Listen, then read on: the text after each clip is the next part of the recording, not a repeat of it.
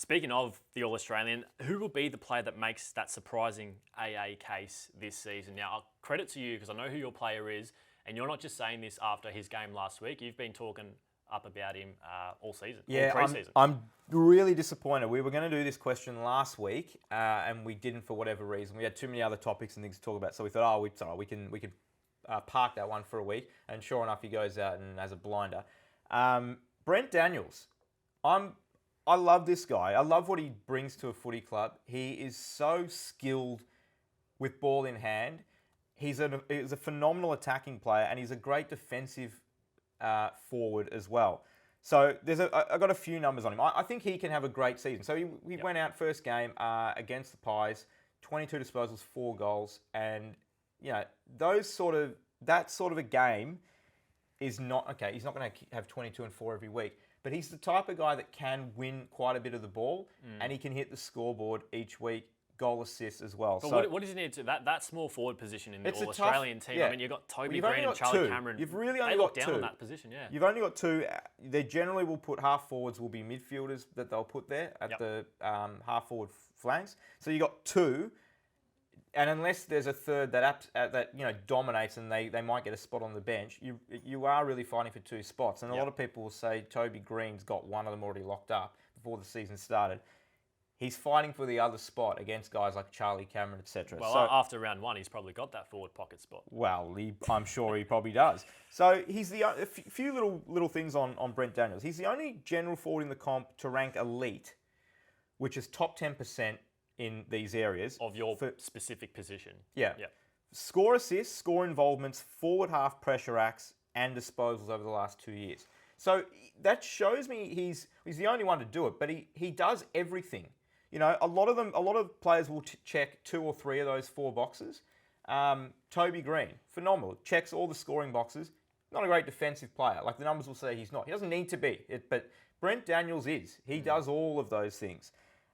He's the 4th highest rated general forward over the last 2 years behind Dustin Martin, Toby Green and Dylan Moore. Dylan Moore may be a surprising name there, but the other 2 guys certainly not. And just ranking top 5 for everything that he does. Now, I think he's going to be even better this year. He's getting more opportunities, playing in a better side that will have more of the ball forward of centre. I think he can kick 40 goals for the year. I said this at the start of the year, and people kind of looked at me funny. He's kicked 4 already. Does that get him in? Does 40 goals get him in the team? I think 40 goals, if he gets 40 goals, I would be stunned if he averaged anything under sort of 15 disposals. If you're averaging 15 disposals a game and kicking 40, you're a massive chance to make the All-Australian team, especially if you're doing it in a good side. Yep.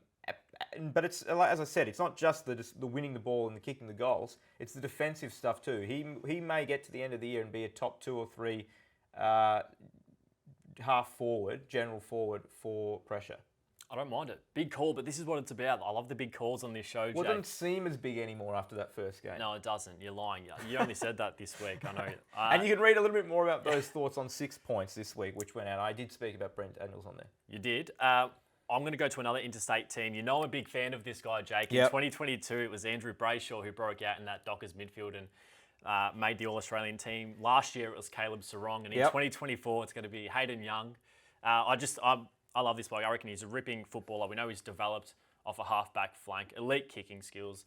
We saw in the last month of last season, Justin Longmuir threw him into the middle and got his CBAs up, and he looked at home. But now with the full pre-season training as a pure midfielder, I think he's going to break out and have a really big season this year. I mean, he's an absolute weapon. For all defenders last year, he actually ranked 2nd for total tackles as well. So he does the nitty-gritty stuff too. He can go and win his own ball.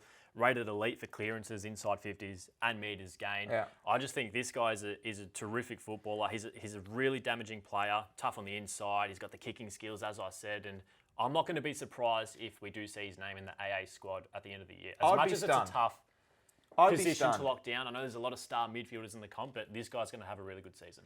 So, yeah, I would be shocked. We spoke about Daniels before and how it's, there's 2 ways to look at it. It's hard to get in as a general forward because you've only really got 2 spots, maybe a third if you've got the bench. Yep. But how many general forwards how many good general forwards are there in the game? There's not that many. No. How many good midfielders are there in the game? A lot. There's a lot. So you got more spots, but you got so much more competition. Last year, Lachie Neale won the Brownlow medal. He didn't get into the All-Australian team. Yep, fair enough. Hayden Young is not getting anywhere near the All-Australian team this year. I'm not dismissing what you're saying about him. It's the surprise player. I think he can be a good player. Yep. He's not going to be... For him to do it, not only... He would need to be, surpass Brayshaw and Sarong significantly. I don't think that's out of the question. I think that is. Highly talented player. Sarong was a... Terrific footballer. Sarong, I think, was 23 or 24 Brownlow votes last year. Yep. Andy Brayshaw, 30 or around about that mark the year before. That's not happening.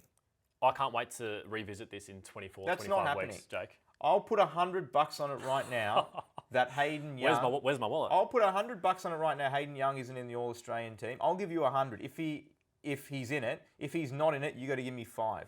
You taking that bet? Absolutely, I'm taking that bet. All right, done. Gamble responsibly, folks.